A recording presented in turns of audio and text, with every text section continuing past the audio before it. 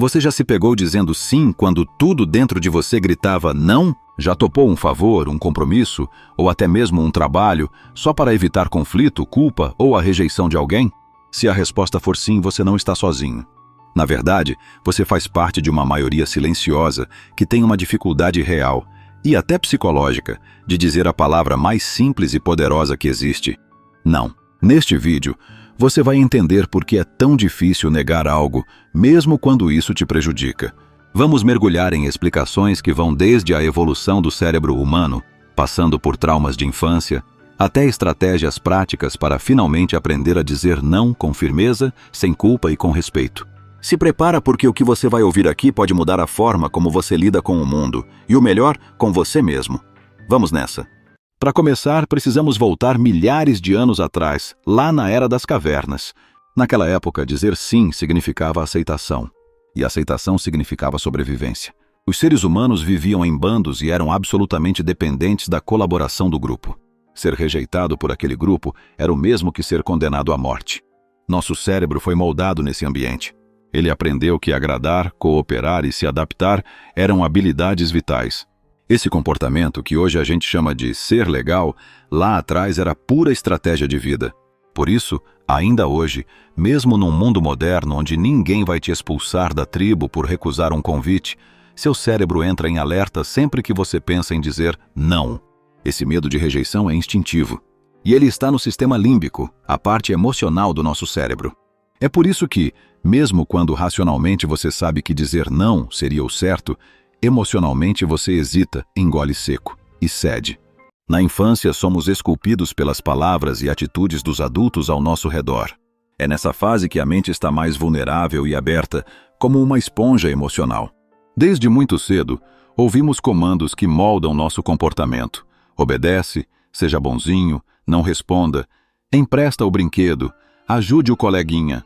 Essas frases, embora carregadas de boas intenções, não nos ensinam apenas a conviver em sociedade. Elas também plantam, sem querer, a ideia de que agradar os outros deve ser sempre nossa prioridade, mesmo que isso custe a nossa vontade, o nosso conforto e até a nossa identidade. A verdade é que ninguém nos ensina que colocar limites é saudável. Pelo contrário, aprendemos que dizer não é feio, é falta de educação, é rebeldia. Crescemos com a ideia de que recusar é ser ingrato, que impor limites é sinônimo de ser egoísta. E assim, o não vai sendo associado ao erro, à rejeição, ao abandono. Não aprendemos que dizer não é também uma forma de dizer sim para nós mesmos. Com o tempo, essa lógica se enraiza, se torna hábito. A gente se acostuma a engolir vontades, a sufocar incômodos, a sorrir mesmo quando está desconfortável. E cada sim que damos para evitar conflitos é muitas vezes um não que dizemos para a gente mesmo. Passamos a viver no automático, dizendo sim como um escudo contra a rejeição, como uma tentativa de ser aceito, amado, valorizado. O mais curioso e triste é que mesmo depois de adultos com experiências acumuladas, continuamos presos a esse padrão, como se agradar fosse nossa missão de vida. Como se a nossa existência só tivesse valor se estivermos sempre disponíveis, sempre úteis, sempre prestativos.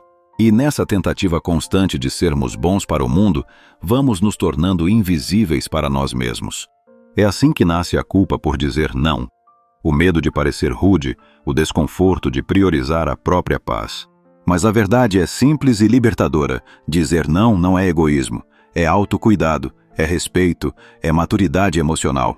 E talvez mais do que nunca, seja hora de reaprender isso e ensinar às próximas gerações que a gentileza verdadeira começa dentro da gente. Outro fator poderoso entra em cena aqui, a culpa. Quantas vezes você já disse sim só para não se sentir mal depois? Para evitar aquele peso na consciência? Para não parecer uma pessoa ruim? Esse sentimento tem raízes profundas. A gente constrói ao longo da vida uma imagem idealizada de quem deveríamos ser. Alguém sempre gentil, prestativo, confiável. Alguém que nunca decepciona. Quando pensamos em dizer não, parece que estamos traindo essa imagem, quebrando esse contrato que fizemos com o mundo. É aí que a culpa aparece como um alarme. Um alarme emocional que soa mesmo quando não fizemos nada de errado. E para evitar esse desconforto, a gente cede. Mesmo cansado, mesmo ocupado, mesmo irritado, a gente aceita. E a cada sim forçado, nos sentimos um pouco mais esgotados, um pouco mais invisíveis. O problema é que isso vira um ciclo. A pessoa que diz sim o tempo todo vai acumulando frustrações silenciosas, vai perdendo o gosto de ajudar, porque já não ajuda por vontade, ajuda por medo, por condicionamento, por sobrevivência emocional. E esse ciclo só se quebra quando a gente começa a ver o não como um ato de agressão, mas como um sinal de cuidado, com a gente mesmo. As consequências de dizer sim demais. Agora pense comigo. O que acontece quando você passa anos dizendo sim para tudo e todos, sem filtro, sem pausa, sem critério? No início, pode até parecer que você está no controle, que está sendo gentil, disponível, útil. Mas com o tempo, seu corpo e sua mente começam a mandar sinais. Sinais de cansaço, de irritação, de exaustão silenciosa. Você começa a acordar sem vontade, termina o dia sem energia. O entusiasmo some, a leveza desaparece, tudo parece um peso. Mais do que isso, você começa a se perder. A pessoa que sempre dizia sim começa a se perguntar onde foi parar sua vontade. Seus planos, seus objetivos, suas prioridades. Tudo vai ficando em segundo plano, escondido debaixo das obrigações dos outros. Você vira figurante da própria história. E sabe o que é mais triste? Mesmo fazendo tudo pelos outros, você começa a perceber que nem sempre isso é valorizado. Pelo contrário, quem está sempre disponível demais, muitas vezes é visto como alguém que não tem limites. E isso atrai pessoas que vão abusar da sua boa vontade. Dizer sim demais pode destruir sua saúde, seu ânimo e sua autoconfiança. Mas principalmente, pode destruir a relação que você tem consigo mesmo. Porque ninguém aguenta se abandonar por muito tempo sem consequências. Tem gente que diz não com uma tranquilidade quase desconcertante. Você faz um convite, a pessoa sorri e responde: "Não posso, mas obrigado." E pronto, nada de culpa, nada de drama. Apenas um não. Claro, respeitoso, limpo. O que será que essas pessoas sabem que as outras não sabem? A verdade é que elas descobriram algo poderoso. Dizer não é um direito básico. E mais ainda, é um ato de liberdade.